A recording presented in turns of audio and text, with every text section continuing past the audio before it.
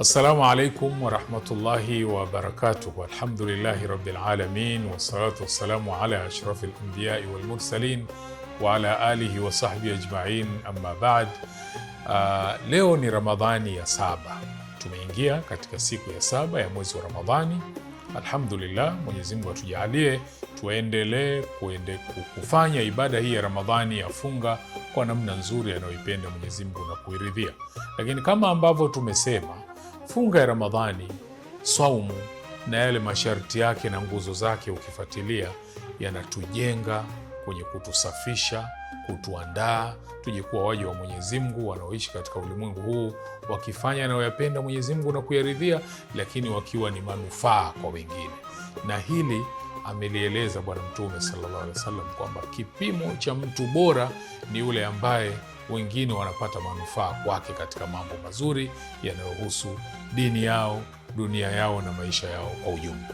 Hivyo basi, wakati tumo ndani ya siku ya 7 ya Ramadhani, ni vizuri tukaendelea kuwapaangalia sana katika moyo, yani kwenye nyoyo zetu, kwa sababu kama tulivyotangulia kusema, lengo la ibada hii ni ili sisi tuwe wacha Mungu. Na ucha Mungu, Mtume sallallahu alaihi wasallam ametuambia mahali pake, kituo chake ni katika moyo. Hivyo basi, ili ucha Mungu ukae, ni lazima tukague nyoyo zetu, vile vilivyojaa mle tuvitoe, kisha ucha Mungu uweze kuingia. Leo kwenye siku ya 7 ya Ramadhani nazungumzia kitu kinachoitwa shahna. Ni neno la Kiarabu. Shahna maana yake ni uadui, magomvi na hasama inayokuwa katika moyo wa mtu na inakuwa imejaa kwenye ule moyo. Shahna ikijaa kwa yale tuliyoyaeleza, maana yake hapo uchamungu hauwezi kuingia, kwa sababu shahna inakuwa imejaa kwenye ule moyo, haitoi nafasi ya kitu kingine.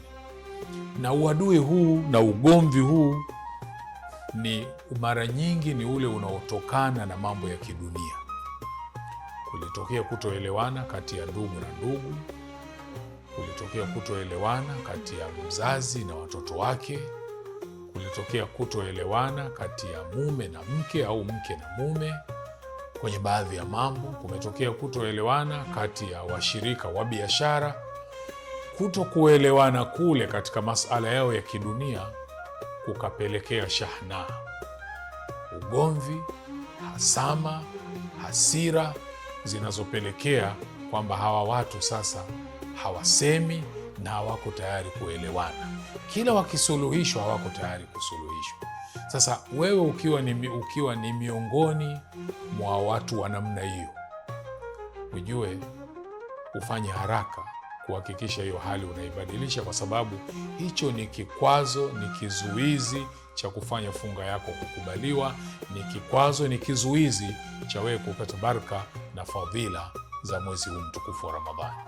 Kama ambavyo Bwana Mtume sallallahu alaihi wasallam ametueleza kwamba kwa kawaida anasema hufunguliwa milango ya pepo kila siku ya Jumatatu na siku ya Alhamisi, na ikifunguliwa Mwenyezi Mungu hutoa msamaha kwa kila mja ambaye hajamshirikisha Mwenyezi Mungu na chochote, isipokuwa anayekosa msamaha huo ni yule mtu ambaye kati yake yeye na ndugu yake kuna shahna, yani kuna ugomvi, kuna ghadhabu, kuna hasama ya hali ya juu, waliokosana katika masala yao ya kidunia, mpaka ikafikia wakati pengine mmoja akamwambia mwenzie au huyo akamwambia mwenzie, mimi kuanzia leo sitosema na wewe. Bwana Mtume sallallahu alaihi wasallam anasema mtu huyu msamaha ule haupati.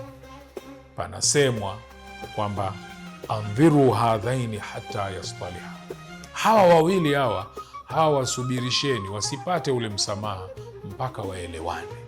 Kwa hivyo utaona kama hili linatokea kwenye kila Jumatatu na Alhamisi, ni dhahiri ukiingia na hali hii ndani ya Ramadhani itakuwa ni sababu ya wewe kukosa msamaha wa Mwenyezi Mungu ndani ya Ramadhani, na hiyo ni hali mbaya kabisa ambayo Muislamu hatakiwi kuwa nayo. Kwa hivyo, kwa kuwa lengo la funga ni uchamungu, na uchamungu pahala pake ni katika moyo, haifai ndani ya moyo wako kuacha kuna shahna, kuna ugomvi na chuki na hasama na ndugu yako na mzazi wako na mtoto wako pamoja na mshirika wako kwenye biashara, vyovyote itakavyokuwa, rekebisha, safisha, uwe mtu wa sawasawa, ambaye Ramadhani hii itakuwa na tija kwako, kwa sababu utaupata msamaha wa Mwenyezi Mungu kwa kusafisha ile shahna na ukajaza uchamungu. Mwenyezi Mungu atujalie tuwe miongoni mwa waja wake walio wema, ambao ndani ya Ramadhani hii wanapambana kweli kweli kuupata uchamungu. Wassalamu alaikum warahmatullahi wabarakatuh.